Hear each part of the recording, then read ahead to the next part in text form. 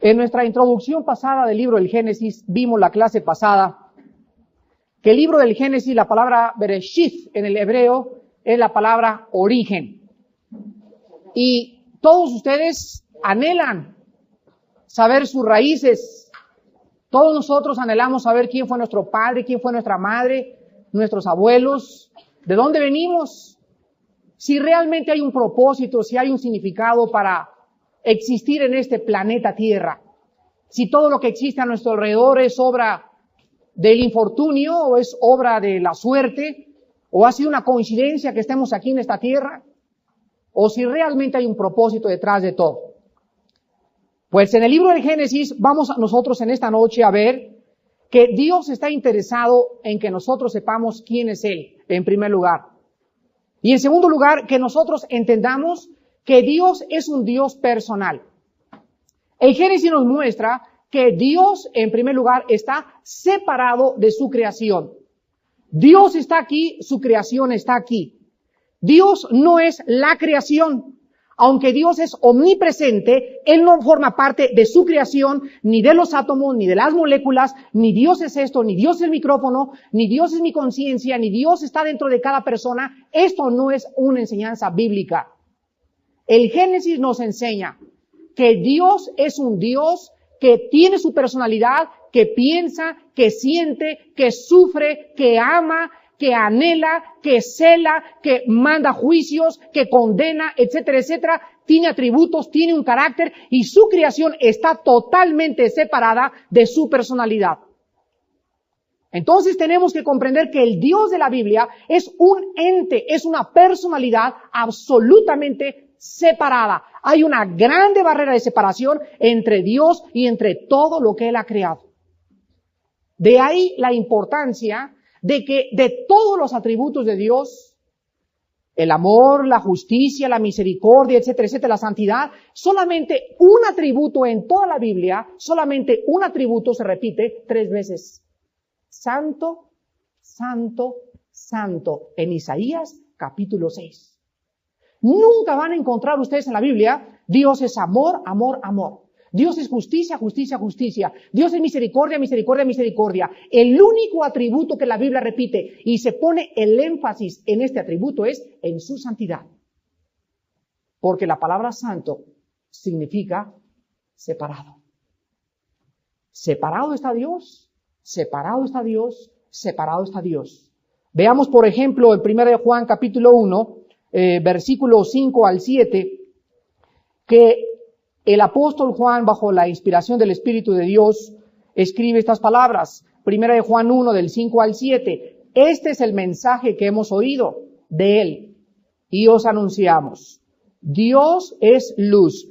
Y, fíjense ustedes, no hay ningunas tinieblas en Él. Si decimos que tenemos comunión con Él, o sea, si decimos que realmente estamos en contacto con Él y andamos en tinieblas, mentimos y no practicamos la verdad. Pero si andamos en luz, como Él está en luz, Dios es luz, Dios está en luz, en Él no hay absolutamente ninguna tinieblas. Si nosotros creemos esto, tenemos comunión unos con otros y la sangre de Jesucristo nos limpia de todo pecado.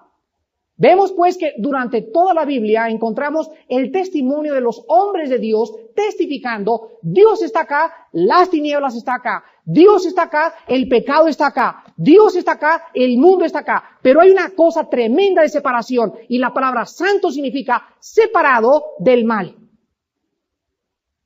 Ahora, cuando Dios en el Génesis nos muestra y separó Dios la luz de las tinieblas, comienza Dios y de su espíritu a sentar el principio más importante de la Biblia. Si Dios está acá y el pecado o la creación está acá y hay una separación entre las tinieblas y la luz y aquí es día y aquí es noche y aquí es bueno y aquí es malo y aquí es bueno y dulce y aquí es amargo y no hay nada neutral en medio, Dios cuando nos habla a nosotros desde el Génesis nos muestra que cuando nos saca para ser separados. Esto significa sean santos porque yo soy santo. Y cuando el cristiano no ha entendido que hemos sido llamados a ser diferentes, que es lo que la palabra agios, con H, en el griego significa, y se tradujo santidad, el cristiano no ha entendido entonces el llamado. Nos ha llamado Dios a ser diferentes, a ser distintos, a no ser común y corriente, a ser peculiares, a ser personas con características intrínsecas diferentes de todos los demás y que todos los demás van a ver. Y hay una cosa tremenda, cuando la gente ve la santidad, la gente le tiene miedo. La santidad crea terror en el ser humano. Cuando Cristo se subió a la barca, Pedro se echó al agua y le dijo, Señor, no te acerques, que soy pecador. No sé cuántos de ustedes han tratado de vivir esta vida, pero en 2 Corintios capítulo 6 encontramos en segundo lugar el mismo testimonio del apóstol Pablo. Y si no entendemos esto, que Dios desde el principio del Génesis separa la luz y las tinieblas y lo que significa la separación y que Él nos ha llamado a ser diferentes, nunca comprenderemos el llamado que Dios nos hace a ser santos. En 2 Corintios capítulo 6, versículo 14 y 15, la Biblia dice, no os unáis en yugo desigual con los incrédulos. Ahora vienen las razones espirituales, porque primera razón. En primer lugar, ¿qué compañerismo hay entre la justicia con la injusticia? O sea, si tú eres bueno y tienes de amigo un criminal, si tú eres buena y tienes una amiga marihuana, si tú eres bueno y tienes un amigo que es totalmente distinto, la pregunta es, ¿cuál compañerismo puede haber en ustedes? Uno tiene la tendencia ¿hacia dónde? Hacia el mal, el otro la tiene hacia el bien. Entonces, ¿cómo es posible que anden juntos? Algo está mal. Realmente, tú no estás en luz. La segunda pregunta es, ¿qué comunión la luz con las tinieblas? ¿Pueden la luz y las tinieblas estar juntas? Dice en el capítulo 1 de Juan, y las tinieblas no prevalecieron contra la luz. Porque ahorita, ¿dónde están las tinieblas? Ahorita, ¿dónde están? Cuando prendimos los switch, ahorita las tinieblas huyeron. Porque la luz es lo que ilumina todo. Si tú estás en luz verdaderamente, tú tienes que alumbrar las tinieblas, alumbrar tu casa, alumbrar tu esposo, alumbrar tu escuela, alumbrar donde estés, pero no puede haber ningún compañerismo. Entonces, el primer principio que encontramos en el Génesis es que Dios está separado de su creación. Él es así póngalo, Él es una personalidad distinta a la creación. Esto refuta el panteísmo, que es la filosofía que nos dice que Dios es todo. Dios está acá, Dios está en esencia, Dios es omnipresente y por eso Dios abarca todo. No, aunque Él es omnipresente, Él está separado de su creación. En segundo lugar, la Biblia nos muestra que Dios ejerce dominio sobre todo el universo. Veamos, por ejemplo, en el capítulo 1 del Génesis, versículo 26, las prioridades de dominio. Dice el versículo 26, entonces dijo Dios, hagamos al hombre a nuestra imagen, conforme a nuestra semejanza. Y señoreé. La palabra señorear en el hebreo significa gobernar, ejercer dominio. Y que ejerza dominio o que gobierne en los peces del mar, en las aves de los cielos, en las bestias y en toda la tierra y en todo animal que se arrastra sobre la tierra. Y creó Dios al hombre a su imagen de Dios lo creó, varón y hembra lo creó. Salmo capítulo 8. Versículos del 3 al 9. Cuando veo tus cielos, obra de tus dedos, la luna y las estrellas que tú formaste, digo, ¿qué es el hombre para que tengas de él memoria? Y el hijo del hombre para que lo visites. Le has hecho poco menor que los ángeles. Lo coronaste de gloria y de honra. Le hiciste, otra vez la misma palabra hebrea, gobernar, le hiciste ejercer dominio sobre las obras de tus manos. Todo lo puso debajo de nuestros pies. Ovejas, bueyes, todo ello. Y asimismo las bestias del campo, las aves de los cielos y los peces del mar, todo cuanto pasa por los senderos del mar. Oh Jehová, Señor nuestro, cuán grande es tu nombre en toda la tierra. Escuchen esto. Dios es soberano y pone bajo su dominio no a los animales, ni a chita, ni a los cocodrilos, ni a los delfines, pone al hombre y debajo del hombre pone a la creación. Vean ustedes la prioridad. Dios, el hombre, la creación. Dios, el hombre, la creación. Dios pone bajo su control al hombre para que nosotros ejerzamos dominio y controlemos y gobernemos este pequeño mundo que Él nos ha dado. Y en lugar de que nosotros lo controlemos y ejerzamos dominio, lo hemos destruido. Hemos infectado los mares, hemos infectado la atmósfera, la estratosfera, el ozono, el agua del mar, la comida, y por si fuera poco, no podemos vivir juntos. El hombre ha fracasado absolutamente en el principio del Génesis de que nosotros éramos responsables de este planeta Tierra. En tercer lugar, el Génesis nos muestra que no solamente Dios está separado de su creación y ejerce dominio sobre todo, sino que Dios es infinito en su creación. ¿Han penetrado ustedes con el microscopio en las células nerviosas o en las ramificaciones de los nervios? Aquí hay muchos doctores. Me decía el otro día un neurólogo, fíjate Armando, que en el microscopio tú ves, por ejemplo, un hombre haciendo los libros de anatomía, cómo están las venas y la aorta y las capilaridades, y ves cómo se van haciendo pequeñas, y hay un momento en que el microscopio no puede penetrar en estas mismas venas, ni en las arterias, ni en las ramificaciones nerviosas, de lo más infinito pequeño que son. Hasta ahí llega el microscopio electrónico, pero sabemos que siguen extendiéndose. ¿Has penetrado tú en los copos de la nieve y has visto las maravillas en el microscopio que existen? ¿Algunos de ustedes saben cómo se forma un niño en la matriz de una mujer? Dice Eclesiastés, así como tú no sabes cómo se forman los huesos en el vientre de una madre, así también ignoro la obra de Dios, el cual hace muchas cosas. Es tan infinito Dios, es tan complejo el universo, es tan complejo nuestro organismo, mi sangre, mis células, mi pelo, mis nervios, el pasto, los miles de distintas formas de los granitos de arena en el mar, los millones de seres en el mar, los millones de insectos que exhiben. Es tan complejo el universo y tan infinito que nos habla que el que lo creó también es infinito. En cuarto lugar, encontramos nosotros que Dios tiene un propósito para todo lo que creó, y todo lo que Dios creó, lo creó para su gloria.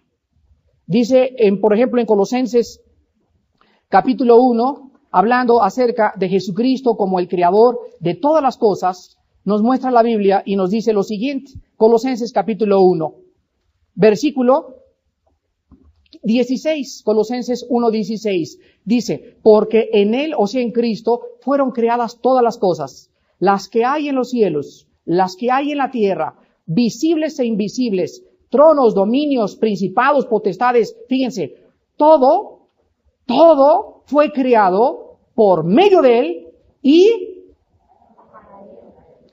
todo fue creado por medio de Él, y para que todo rindiera una gloria hacia su propia persona. Entonces, la Biblia nos muestra que nosotros fuimos creados por alguien que es el creador. Nosotros, dice el salmista, no nos creamos a nosotros mismos. Nosotros tenemos nuestra causa, somos seres causales, debemos nuestra razón de existir a alguien que está más allá de nosotros, y nosotros tenemos que entrar dentro de ese plan, dentro de esa comprensión, dentro de esa armonía, para que podamos tener la armonía que Dios quiere. Mientras nosotros estemos separados y vivamos como rebeldes del Creador, nunca encontraremos nuestro propósito y significado para vivir. Porque Dios nos creó para Él, para que en Él tuviéramos el gozo, la paz, la felicidad, la comprensión y todas las cosas que existen. Y en último lugar, Dios creó todo con un propósito. Vean Job capítulo 37. ¿Cuál es el propósito del sol y la luna? La tierra.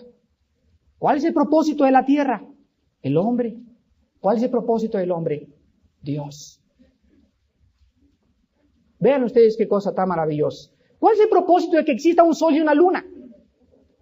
Bueno, pues el Génesis, vamos a verlo, que nos muestra que el sol y la luna tienen el propósito específico de haber sido creados con el propósito específico de alumbrar sobre un planeta en donde Dios el Creador se iba a concentrar, y donde todo el universo, absolutamente todo el universo, se iba a concentrar en este minúsculo planeta, que es la tercera o la cuarta parte de los 9 planetas que nos rodean, y en este minúsculo planeta se llevaría a cabo el propósito más grande de todo el universo, la cruz del Calvario.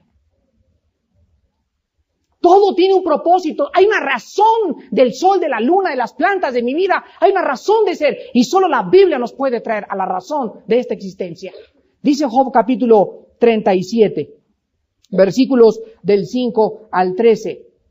Truena Dios maravillosamente con su voz, Él hace grandes cosas que nosotros no entendemos. Porque a la nieve dice, desciende a la tierra, también a la llovizna y a los aguaceros torrenciales. Así hace retirarse a todo hombre, para que los hombres todos reconozcan su obra. Las bestias entran en su escondrijo y se están en sus moradas. Del sur viene el torbellino y el frío de los vientos del norte. Aquí nos muestra Dios claramente en este pasaje que todo tiene un propósito. Versículo 10. Por el soplo de Dios se da el hielo y las anchas aguas se congelan. Regando también llega a disipar la densa nube y con su luz esparce la niebla. Asimismo, por sus designios se revuelven las nubes en derredor para hacer sobre la faz del mundo en la tierra lo que Él les mande.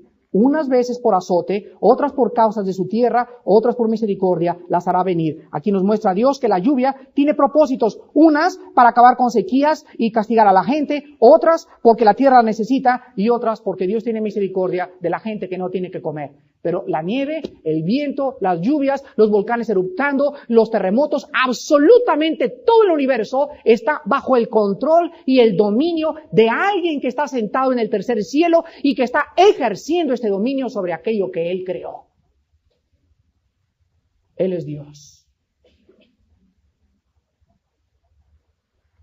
En Job capítulo 38, encontramos que responde Jehová a Job desde un torbellino y le dice, ¿quién es este que oscurece el consejo con palabras sin sabiduría? Ahora ciñe como varón tus lomos y yo te preguntaré y tú me contestarás. ¿Dónde estabas tú cuando yo fundaba la tierra? Házmelo saber si tienes inteligencia. ¿Quién ordenó sus medidas? Si lo sabes. ¿O quién extendió sobre ellas cordel? Aquí encontramos que Job ha filosofado durante más de 37 capítulos pensando por qué Dios, si es bueno, permitió que él sufriera. El libro de Job tiene una pregunta filosófica. ¿Por qué los justos sufren? ¿Y por qué Dios, si es bueno, hace sufrir a sus criaturas? Y durante más de 37 capítulos se está filosofando y se está tratando de efectuar proposiciones filosóficas para llegar a una premisa. Y de repente Dios contesta, es muy paciente Dios, y durante 37 capítulos no se mete para nada y nos deja con nuestros rollos que pensemos y los gurús y deja que todo el mundo traiga su rollo y después Dios habla.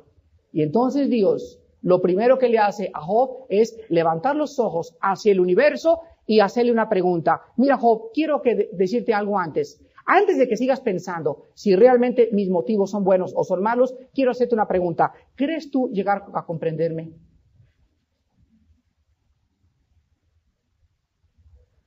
Si no sabes y no supiste que la Tierra tiene una inclinación perfecta, 23 grados y medio, el tamaño de la Tierra es perfecta, la distancia entre la Tierra y el Sol es perfecta, si no te das cuenta en la perfección el diseño que tiene todo el universo y ves lo preciso, lo matemático y lo cronométricamente calculado que existe en todo, entonces déjame decirte algo, si mi creación y mis cielos que cuentan la gloria mía no te infunden temor en tu corazón, aunque yo te explicara por qué hago lo que hago, no lo entenderías. Vamos a seguir avanzando. Versículo 8.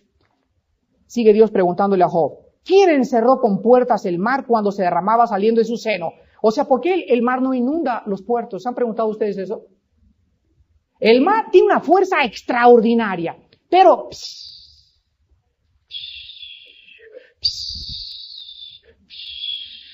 y nosotros vamos a la orillita y nos revoloteamos. ¿Quién está controlando su fuerza? Lo pregunta Dios. ¿Chita? Versículo 10, y establecí sobre él mi decreto, le puse puertas y cerrojo, y dije, hasta aquí llegarás, y no pasarás adelante, y ahí parará el orgullo de tus olas. ¿Has mandado tú a la mañana en tus días, has mostrado al alba su lugar, para que ocupe los fines de la tierra y para que sean sacudidos de ella los impíos? Ella muda, luego de aspecto como barro bajo del sello, y viene a estar como son vestidura. Mas la luz de los impíos es quitada de ellos, y el brazo enaltecido es quebrantado. ¿Has entrado tú hasta las fuentes del mar, y has andado escudriñando el abismo? ¿Te han sido descubiertas las puertas de la muerte, y has visto las puertas de la sombra de la muerte? ¿Has considerado tú hasta la anchura de la tierra? Declara si sabes todo esto, filósofo. Para acabar pronto, ¿qué es la muerte? Escuchen, durante 5 meses, un programa del licenciado Sabludowski se invitó a todas las personas que existan, gurús y Pithecanthropus erectus y quién sabe cuántos maestros llegaron ahí, para hacer la pregunta que Dios le hizo a Job, y a conclusión después de 6 meses, pues quién sabe. Escuchen esto, alguien dijo, yo soy la resurrección y la vida. Si él no hubiera vencido la muerte, nosotros seguiríamos pensando, ¿habrá vida después de esta vida? ¿Qué hay después de cruzar el túnel? Pero Dios nos muestra que en el elemento más esencial, que es el final de nuestra vida, fíjense, todos nosotros estamos condenados a muerte. Todos en este salón estamos condenados a muerte. Unos saben que se van a morir porque tienen cáncer, pero el que no tiene cáncer aún lo sabe. Si no es con cáncer o no, a lo mejor mañana muere en un accidente, pero sobre nosotros pende condena de muerte. Y sin embargo, tu vida la vives como si fuera todo lo que fueras a vivir en este mundo. Dios nos muestra que es infinito en su creación y que el hombre jamás, si Dios no nos lo revelara, podría comprenderlo. Vamos ahora al versículo número 1 y vamos a comenzar a estudiar el Génesis.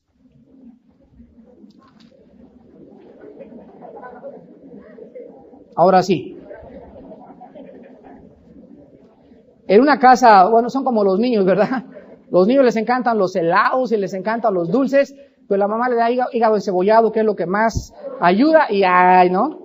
Y nosotros no podemos establecer o darles, yo no les puedo dar una dieta si no hay bases para comenzar a construir ahí. Y primero tenemos que entender qué era el Génesis, los orígenes del Génesis y el Dios del Génesis. Vamos al versículo 1 y vamos a analizarlo, y dice en primer lugar, en el principio creó Dios los cielos y la tierra. Vamos a analizar en primer lugar la frase que está en el versículo 1 y nos dice en el principio. Pregunta, ¿qué existía antes del principio? O sea, si la Biblia comienza diciéndonos, así comienza la Biblia, en el principio, nos muestra entonces que si hay un principio, tiene que haber un final. Y si hay un principio, había algo que no había en el principio, porque Dios es eterno. Ahora, si nosotros no sabemos ni siquiera qué hubo hace 6,000 o 4,000 años, no sabemos la edad de la Tierra más que puras argumentaciones hipotéticas, filosóficas, a través de potasio y argón, a través del carbono 14, a través de los métodos científicos. Si no sabemos eso, ¿cómo ni siquiera podemos imaginarnos lo que había antes del principio? ¿Podría alguien de ustedes imaginarse qué había antes del principio? O sea, fíjate, no había soles, ni estrellas, ni galaxias, ni seres humanos, no había nada. ¿Qué había antes? Miren, hermanos, miren, hermanos, es maravilloso esto, porque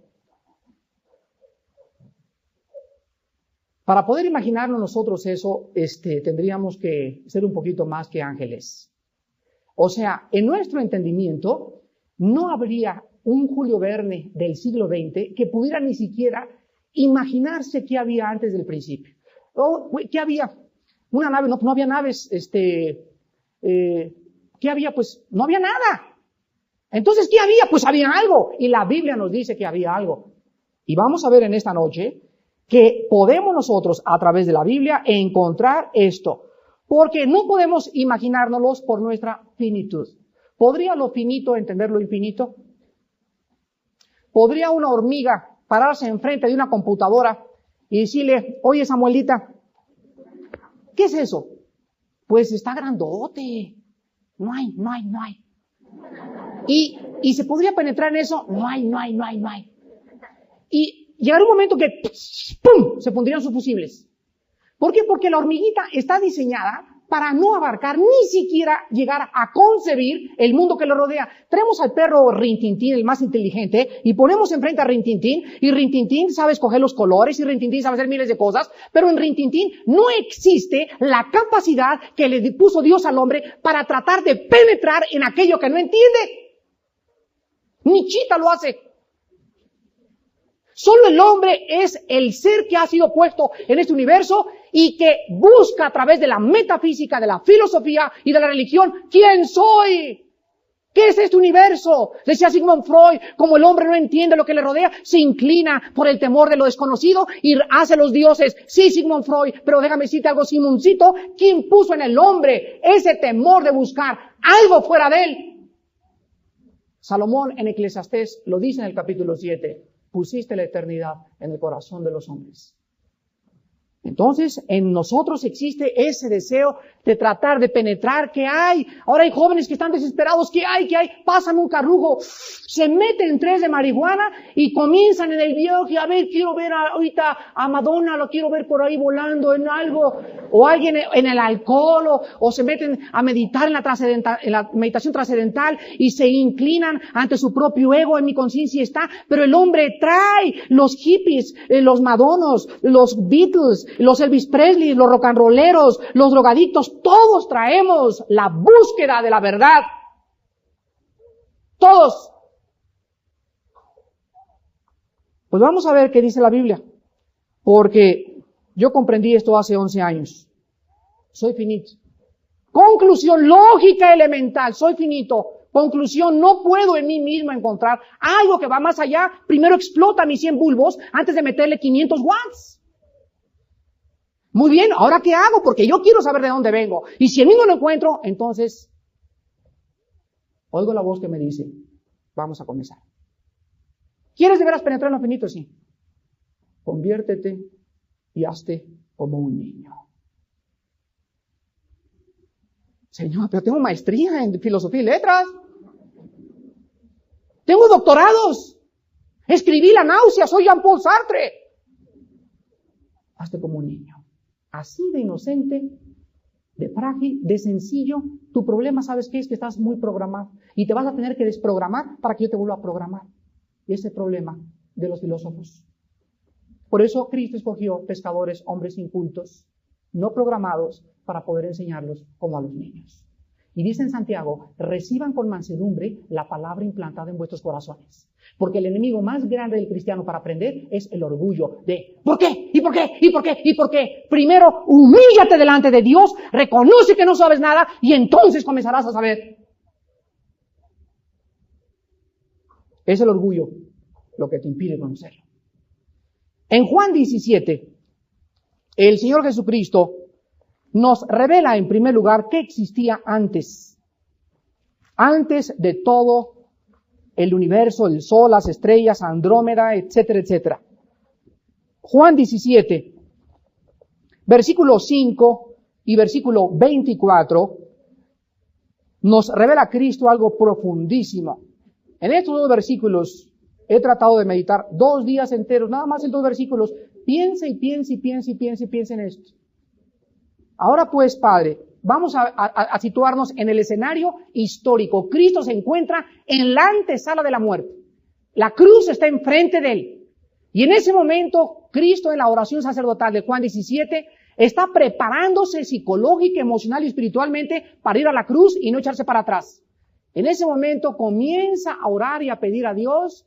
Y Cristo, antes de morir, antes de enfrentar la tortura de los clavos y la tortura de la lanza y la sed y la angustia y su separación, Cristo le dice, Padre, glorifícame tú al lado tuyo. Escuchen, con aquella gloria que tuve contigo antes que el mundo fuese. Muy bien, número 1, antes de que todo existiera, existía la gloria de Dios. ¿Qué es la gloria de Dios? ¿Qué significa glorifícame? ¿Qué significa glorifiquen vuestras obras? ¿Qué significa busquen la gloria de Dios? Oímos esa palabra, la palabra doxa en el griego. De ahí viene la palabra doxología, o los cantos o las interpretaciones a la gloria de Dios. Pero hablamos de la gloria y la gloria. ¿Y qué es la gloria de Dios? ¿Qué es la gloria de Dios? Pues la gloria de Dios es todo aquello que representa sus atributos espirituales. Por ejemplo, cuando Cristo le dice, Padre, glorifícame ahorita en la cruz del Calvario, Cristo le está realmente diciendo, fíjate, comencé a preguntarme, bueno, ¿qué quiere decir eso de que glorifícame y te he glorificado en la tierra, ahora glorifícame todo lo tuyo? ¿Qué le estás pidiendo a tu Padre? Explícamelo en castellano, Señor Jesús. Bueno, pues agarra una concordancia, Armando, agarra raíces hebreas y griegas y busca y haz un estudio sistemático desde el Génesis al Apocalipsis y vas a encontrar que es la gloria, porque escudriñar las Escrituras significa hacer pozos. El conocimiento se encuentra enterrado y hay que hacer pozos, hay que perforar, hay que rascar la Biblia. No, en el nombre de Jesús, nunca conoceremos así a Dios. Entonces encontramos que cuando Cristo dice glorifícame, Cristo está diciendo, Padre, ahorita que yo cuelgue mis brazos y los extienda y sea exhibido como espectáculo público entre el cielo y la tierra, oh Padre, que mi muerte pueda reflejar, yo me quiero convertir en un espejo, que yo pueda reflejarle a los hombres tu amor, tu justicia y tu misericordia. Y cuando el hombre vea tu amor, tu justicia y tu misericordia, he glorificado tu nombre. La palabra de la cruz es locura al que se pierde. Es increíble que en esa muerte el Padre haya sido glorificado.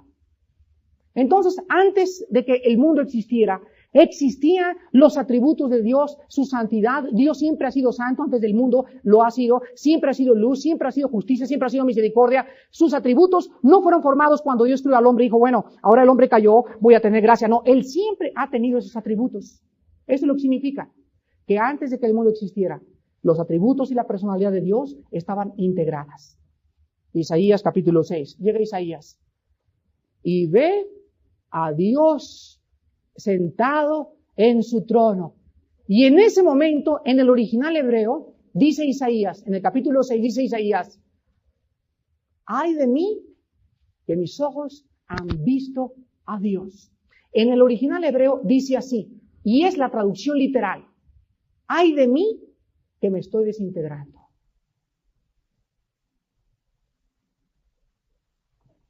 Una criatura imperfecta delante de aquel que es íntegro en toda su composición, tanto molecular como espiritual, como le quieras llamar, se desintegra. Por eso dice Dios, el hombre no me puede ver porque se desintegra. El hombre no me puede ver porque el hombre necesita una perfección de espíritu, de cuerpo y de todo. Por eso nos va a entregar un cuerpo nuevo para que en este cuerpo integrado y no sujeto a la desintegración podamos verle. Pero mientras estamos en este cuerpo, nadie ha visto más que el reflejo de la gloria de Dios.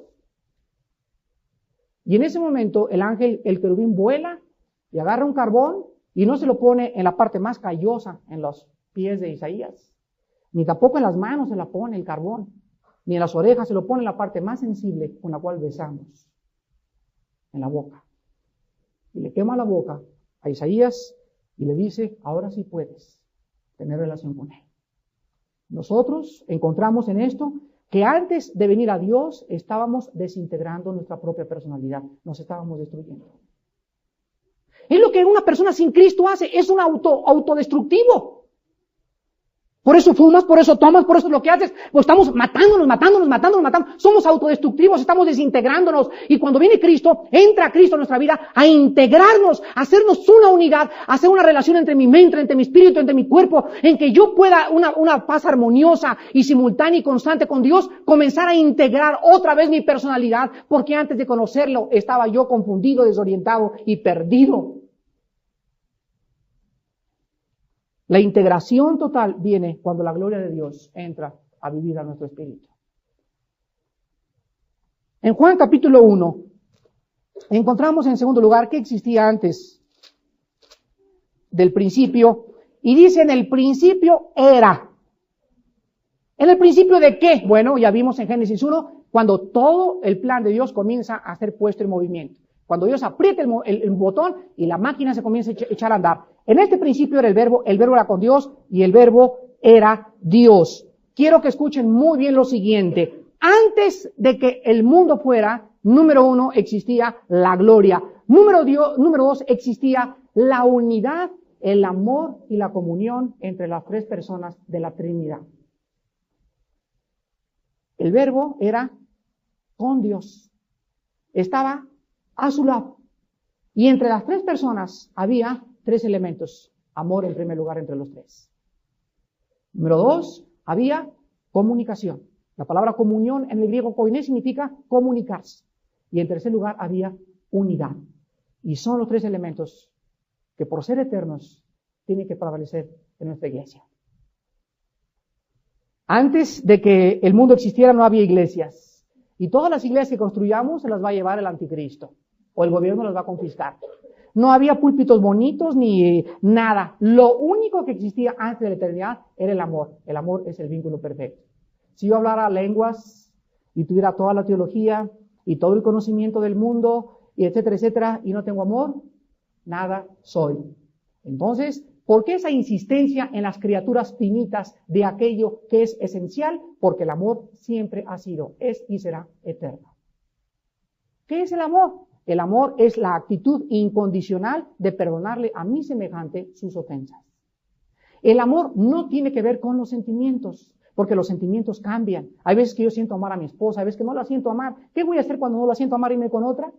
¿Pegarle? No, pero si el amor es constante y el amor viene del espíritu, de una fuerza externa mucho más grande que mis sentimientos, yo encuentro que el amor es una responsabilidad. Yo debo amar a mi esposa. No si lo siento o no lo siento, sino porque es mi responsabilidad delante de Dios. En el momento que yo rompo la relación con mi primera persona con la cual yo tengo que amar, que es ella, en ese momento me convierto en un merolico, me convierto en un apóstata, me convierto en un falso maestro, y el juicio de Dios está así, el hacha colgando en un hilito para ¡pum! Caer sobre mi vida y truncar todo mi ministerio, truncar toda mi vida y desintegrarme otra vez. Porque si no he entendido que lo más esencial en mi propia vida como cristiano es mi relación con mi esposa y mis hijos en amor, todo lo demás que haga es como címbalo que retiñe, sin ningún valor delante de Dios. Entonces Dios viene y me integra para que yo integre mi vida con ella conmigo y después a nuestros hijos. Y cuando esta integración comience a crecer, es que dice el apóstol Juan, hemos madurado y crecido en el amor. Porque el amor echa fuera el temor, de donde el que teme no ha sido perfeccionado en el amor, porque el temor es tormento del alma. ¿Tienes miedos? Tengo miedo de subirme al nave de México. Tengo miedo de que las truchas me van a comer ahí, las pirañas en el mar de Acapulco. Miedos. Cualquier persona dominada por cualquier clase de miedo no ha sido perfeccionada en el amor. Tienes que revisar tu relación con tus semejantes para comprender lo que Dios quiere de tu vida. En segundo lugar, existía también la unidad. La unidad, dice en Eclesiastés, cordón de 2 dobleces es más difícil de romperse, ¿correcto? Si yo agarro una liga, decíamos en el desayuno acerca de la pornografía, y me amarro este dedo, con una vuelta todavía le puedo hacer a los dedos, pero con 2 vueltas es más difícil de abrirlos. Y con 3 vueltas alrededor del hilo de mis dedos ya no los puedo abrir, porque mientras más vueltas, más fuerza, mientras más unidos, más fuerza tenemos. Y el diablo es especialista en dividirnos. Y una de las tragedias más grandes de la iglesia actualmente es la desunión entre nosotros como miembros del cuerpo de Cristo. Y en tercer lugar tenemos también que había la comunión. ¿Se acuerdan lo que acabamos de leer en 1 Juan capítulo 1? Que si tenemos comunión con Dios, ¿tenemos qué cosa? Comunión. ¿Qué es comunión? Comunicación. Si yo estoy en relación con Dios, veo a mis hermanos en VIPS, hola, ¿cómo estás, hermano? Y me siento con ellos y platico y cotorreo. Pero si hay pecado en mí, ni más ganas me va a sentarme a comer con ellos. Me siento mal como que, ay no, ya no soy de su onda. Estoy totalmente desintegrado. Porque para que yo me integre a mis hermanos, necesita ver las mismas características que hay en el Espíritu de Dios, y es la unidad. Donde hay división, dice Santiago 3, ahí hay celos y obra perversa. Muy bien, vamos a Génesis capítulo 1 y vamos a encontrar que no solamente antes del principio había estos elementos, sino que en el Génesis encontramos 3 veces, después que analicemos la palabra Dios, Elohim, la semana que entra, vamos a ver lo que quiero decir. Pero vean Génesis 1:26, porque ahí hay una secta, ¿verdad?, que se llaman los testigos de Jehová. Y esta secta niega que haya una Trinidad. Ellos dicen, bueno, sí, Dios es el Hijo de Cristo, es el Hijo de Dios, pero no es Dios. Y como usan textos donde Cristo dice, mayor el Padre es que mí, y no saben que ahí está hablando humanamente el Señor, pues tuercen y pervierten la palabra por no conocer su estudio sistemático. Pero tú preséntale, por ejemplo, estos pasajes a los testigos de Jehová. Génesis 1:26. Entonces dijo Dios, hagamos. Pregunta, ¿en conjunto o en relación con quién? Solamente 3 personas en la Biblia se muestran como creadoras. Nunca el diablo crea, nunca los ángeles crean, nunca los querubines crean. El único que crea y tiene poder para crear es el Padre, el Hijo y el Espíritu. Hagamos. O que los ángeles son dioses. Dicen Colosenses 1:16 que Dios creó a los ángeles y a los principados y a las potestades y a todo lo que existe. Los únicos que estaban en relación y que tenían los atributos para crear eran las 3 personas de la Trinidad. Señores testigos de Jehová, ¿a quién se refiere Dios cuando dice hagamos? ¿Eli Durazo? Génesis capítulo 3.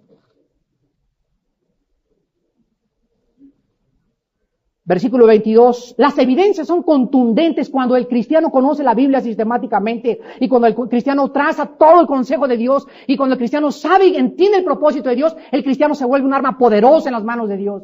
Poderosa.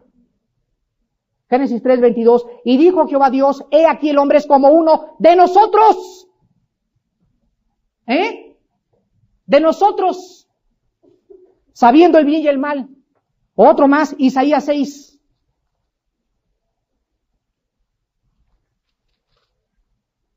Versículo 8. Isaías 6:8. Después oí la voz del Señor que decía, ¿a quién enviaré y quién irá por nosotros? Nosotros. Entonces respondí yo, heme aquí, envíame a mí. Pregunta, entonces son tres dioses. La misma palabra, el Ohim, el poderoso fuerte, en el antiguo lenguaje semítico significaba el Dios. Elohim, ya sacaron a la palabra Alá, que significa literalmente Dios.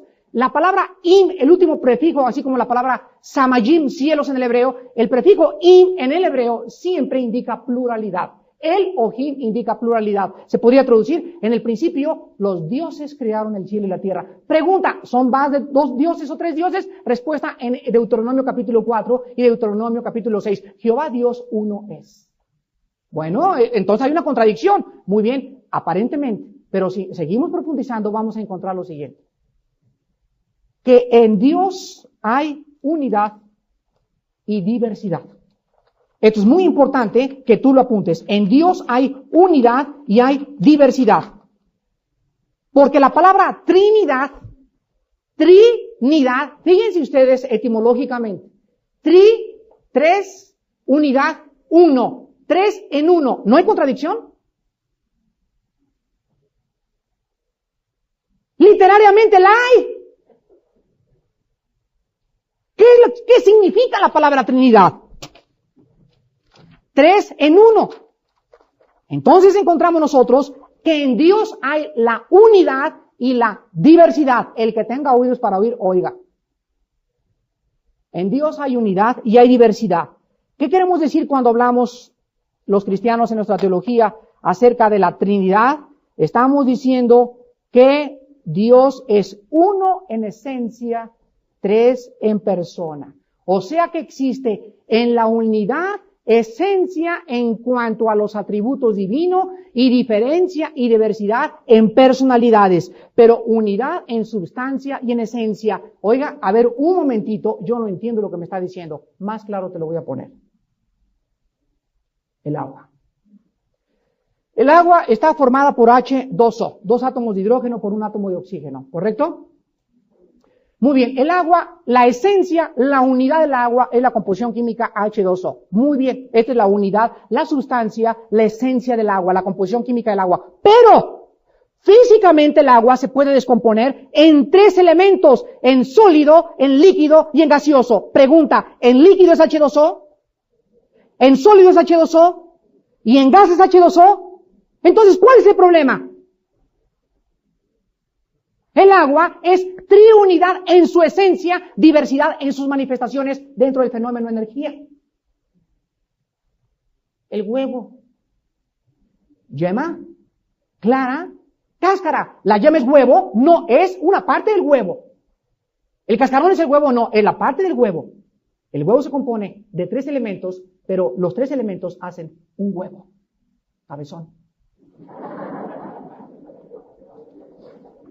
No quiero seguir penetrando, pero bueno, hay cosas tan absurdas en el mundo de la teología cristiana porque la gente sale con argumentos, ¿verdad? Yo no puedo comprender la Trinidad, fíjense, no creo en la Trinidad porque no la entiendo. O no creo en esto porque no lo entiendo. Sin embargo, a esa persona tú le haces la misma pregunta y le dices, tú podrías subirte en un DC-10 e irte a Acapulco, claro. ¿Tú sabes cómo se mueven las hélices? No. ¿Tú sabes cómo le hace para vencer la gravedad? Pues yo sé que hay una cosa que comienza a hacer así y se eleva. Pero por fe se sube y se va a Acapulco. Tú tienes una televisión en tu casa así y ¿tú sabes cómo viaja Desde Estados Unidos, ahora el Super Bowl este domingo va a estar padre a las 3 de la tarde. Cómo viaja el Super Bowl y los Gigantes contra los Broncos de Denver van a venir y por un cablecito viene la cara del quarterback y los pases y se meten en mi caja y los estoy viendo como si estuvieran a millones de distancia. Yo no lo entiendo, pero lo acepto porque lo estoy viendo. Pues también Dios me lo dice, Armando, somos 3 personas, somos un Dios, somos una unidad. Somos una esencia, pero me manifiesto en el universo que yo creé en 3 formas. Yo planeo, mi Hijo lleva a cabo y el Espíritu Santo lo completa. Los 3 tenemos un programa, pero el Espíritu no es mayor que el Padre no es mayor que el Espíritu, el Hijo no es mayor que el Espíritu, los 3 son iguales en creatividad, en omnisciencia, en omnipotencia y en omnipresencia. El diablo no es omnipresente, el diablo no es omnisciente, el diablo no es omnipotente, pero el Padre, el Hijo y el Espíritu lo son. Y al juntar las 3 atributos de la Trinidad en toda la Biblia, concluimos, las 3 personas son Dios, en el cielo, en la tierra y debajo de la tierra. Ahora vamos a 1 de Pedro capítulo 1 y encontramos en tercer lugar qué existía antes de la creación. Existía la gloria y la Trinidad, con sus atributos respectivos cada uno. En 1 de Pedro capítulo 1, versículos del 17 al 20, encontramos algo absolutamente maravilloso. 1 de Pedro capítulo 1, del 17 al 20, y nos vamos a encontrar con la tercera cosa que existía antes del principio. Fíjense que si no entendemos lo que había antes, no vamos a comprender lo que había antes de que yo naciera. No saben qué bendición ha sido para mi vida, se los comparto con todo mi corazón, haber estudiado lo que existía antes del principio. Me ha dado una paz como ustedes no se imaginan. Siento más paz en mi corazón, más... Hoy en la mañana simplemente me levanté y venía en la carretera a Cuernavaca y veía todo lo que existía y, bueno, ahorita les cuento. Y si, 1 Pedro 1, del 17 al 20, quiero compartirle lo que Dios produjo en mi vida. Y si invocáis por Padre, aquel que sin acepción de personas juzga según la obra de cada uno, conducíos en temor todo el tiempo de vuestra peregrinación, sabiendo la cual recibisteis de vuestros padres, no con cosas corruptibles como oro o plata, sino como la sangre preciosa de Cristo, como de un cordero sin mancha y sin contaminación, ya destinado, ¿desde cuándo? Ya destinado. ¿Qué me estás diciendo, Padre? Te estoy diciendo que antes de que existiera Andrómeda y el Sol y las galaxias y la Vía Láctea y los papas y Lutero y tú y todo, antes de que hubiera todo, antes de que los judíos, antes de que la Virgen María naciera, antes que todo existiera, en mi mente había un plan. Un plan. Antes de todo, había un plan en la mente de Dios. Y en ese plan de Dios estaba la cruz. Antes de que Adán cayera. En esa mente de Dios estaba yo. Yo, Armando, yo. Y ese plan por proceder del ser omnipotente, universal y todopoderoso, ese plan era perfecto, número 1. En segundo lugar, ese plan era infinitamente sabio, en ese plan no había ningún error. Y en tercer lugar, ese plan era absolutamente justo. Muy bien. Dios ya lo piensa, ya tiene ese plan y todo, vámonos que se lleva a cabo. Y comienza su plan a desarrollarse y cae el hombre dentro del escenario que es el planeta Tierra y comienza el hombre a vivir en esta Tierra y entonces el hombre, por estar en esta Tierra y no comprender el plan de Dios, el hombre comienza a criticar a aquel que no conoce. Como el hombre no conoce el plan de Dios, el hombre comienza a juzgar al Creador. Y como el hombre no entiende el origen del mal, ni por qué si Dios es esto y se contradice aparentemente en su mente, el hombre llega a la irracionalidad más grande de negar que existe un Creador. El hombre, como no entiende este plan, el hombre juzga todo de acuerdo a su finita capacidad y milimétrica y microscópica intelectualidad y en su intelecto no puede comprender por qué hay guerras, por qué hay pobreza, por qué hay el mal, y estos problemas intelectuales llevan al hombre a decir, no hay Dios. Por eso la Biblia afirma, el necio dice en su corazón, no hay Dios. ¿Es justo que porque tú no comprendas un plan de alguien que es infinito y tú eres finito, lo juzgues? Vean ustedes por qué la Biblia revela que el hombre y la raza es una raza de rebeldes. El problema del hombre es, no te entiendo, te condeno. A ver, ven para acá, sienten aquí a Dios. A ver, ese mi Flanagan, pásele con su rock y siéntense ahí a juzgar a Dios. A ver, Jean-Paul Sartre, a ver, Bertrand Russell, vámonos a sentar. Nosotros somos los filósofos, nosotros somos los intelectuales. A ver, Dios, explícanos. ¿Tú eres justo, verdad? Sí. Entonces, ¿por qué permitiste que niños nacieran con cabeza de sapo? ¿Tú eres justo, verdad? Entonces, ¿por qué hay esto y esto? Y comienzan ellos a acusar a Dios en su propia finitud y Dios se convierte en el acusado. Entonces ese Dios, como la lámpara Aladino, ¿verdad? Comienza a levantarse y a sacudir todo y a mover las galaxias. Y entonces comienza a decir, pequeños. Y dice, Job, ahora te veo y me aborrezco. Ahora enséñame y yo te oiré. Esta es la posición para comprender su plan. Hermanos y damas y caballeros que nos visitan, porque mis pensamientos no son vuestros pensamientos y mis caminos no son vuestros caminos. Como son más altos los cielos que la tierra, así son mis planes más altos que los tuyos. Nunca me entenderás si no te conviertes primero en un niño. Vengan a mí los que están trabajados y cargados y conviértanse y háganse como un niño. Sean humildes y reconozcan que para que puedan penetrar en mis planes, lo primero que tienen que entender es reconocer su incapacidad para poder comprenderme. Vean ustedes lo que explica Job capítulo 11 al referirse a esta insistencia del hombre de penetrar lo infinito a través de su mente. Y este es el caso triste de Nietzsche, el caso triste de Stalin, de Nikolai Lenin, de Carlos Marx, de Sigmund Freud, de Jung, de Bertrand Russell, de Jean-Paul Sartre y de todos esos hombres que son endiosados por los intelectuales y que los ponen en un pedestal y les dicen, Emmanuel Kant dijo que la razón era imposible de definirse, por lo tanto es irracional aquello que pueda ser no empírico. Por lo tanto, la única forma de encontrar el empirismo es a través de argumentos epistemológicos y bla, bla, bla, bla, bla, bla, bla, bla, bla, y dice la Biblia, y con todos sus rollos, de tanto que dicen, se convierten en sabios. Ya no saben ni lo que están diciendo. Job capítulo 11, versículo 5, quiero acabar con estas palabras. Mas, ¿quién diera que Dios hablara y abriera sus labios contigo?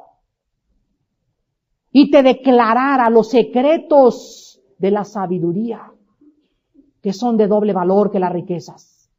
Conocerías entonces que Dios te ha castigado menos de lo que tu iniquidad merece. ¿Descubrirás tú los secretos de Dios? Contéstame. ¿Lo podrás hacer? La respuesta es nunca. ¿Por qué? Porque somos finitos. Número 2, ¿llegarás tú a la perfección del Todopoderoso? Imposible. Somos más que renacuajos. Es más alta que los cielos. ¿Qué harás? Es más profunda que el Seol. ¿Cómo la conocerás? Habacuc, el profeta, llegó al final de sus días y dijo, oh Dios, no entiendo, me parece cuando ve el mundo que parece ser una pecera donde no hay orden, donde todo, guerras, pleitos, etcétera, etcétera. Y Señor, realmente no te comprendo. Entonces Habacuc se hinca en el capítulo 2, dice, Padre Santo, esto haré. Mientras me aclaras todo tu plan, quiero seguir confiando en ti. Padre, mientras me aclaras todo lo que está pasando, quiero tener paz.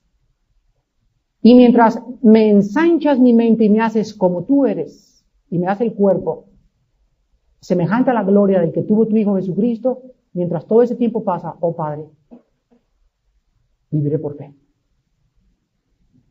El justo vivirá por la fe, mas el impío se ensoberbecerá.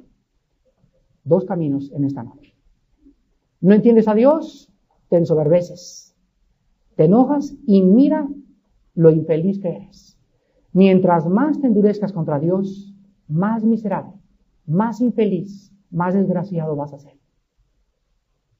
Pero si tú en esta mañana reconoces en humildad que tú necesitas a Cristo en primer lugar y el perdón de pecados, y le doblas tu rodilla y dices, Señor, ya no puedo seguir peleando contra ti.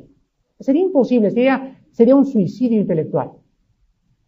Dios dice, ríos de agua viva saltarán entre tu ser. Porque el hombre natural no entiende las cosas que son del Espíritu, porque para él son locura, porque no las puede asimilar.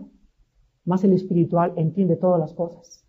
Y el espiritual, mirando en este libro, es transformado de gloria en gloria por el Espíritu, y el espiritual camina, y el espiritual, dice Daniel 12, los entendidos comprenderán todas las cosas. El espiritual sabe que la tierra y el plan de Dios está acercándose a la consumación en el Apocalipsis, y el cristiano está esperando las mansiones celestiales y el enclarecimiento de su mente, pero mientras todas estas cosas, sin fe será imposible agradar a Dios. Y si alguien quiere seguir caminando con Dios, debe seguir confiando en aquel que lo hizo, los cielos y la tierra, y envió a Cristo a morir por nosotros en esa cruz. Oremos.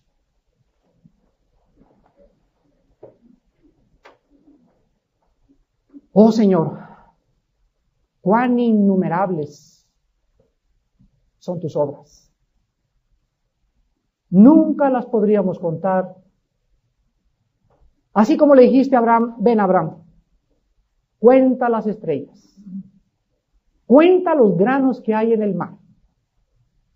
Tú le pedías una imposibilidad a Abraham, pero al pedirle esta imposibilidad, ahí le confirmabas una promesa. Pues en verdad te digo que tu descendencia será mayor que el número de las estrellas, mayor que el número de los granos del mar. Las cosas que tú nos prometes siempre son más abundantemente de lo que nosotros comprendemos. Pero mientras tanto, Padre, nuestra fe no es una fe ciega, gracias a Dios. Nuestra fe es una fe objetiva, absolutamente basada en hechos históricos, científicos, filosóficos, psicológicos.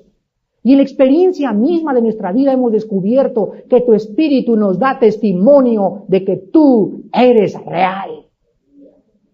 Vives. Te levantaste a los 3 días. Tus ángeles empujaron esa piedra y te les apareciste a más de 500 y les dijiste, vayan, lleven este mensaje de esperanza, prediquen y hagan discípulos, vivan para lo eterno, hagan tesoros en el cielo y conocerán el poder de mi resurrección.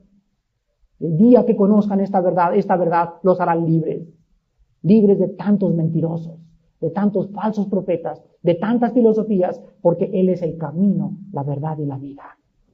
Amén.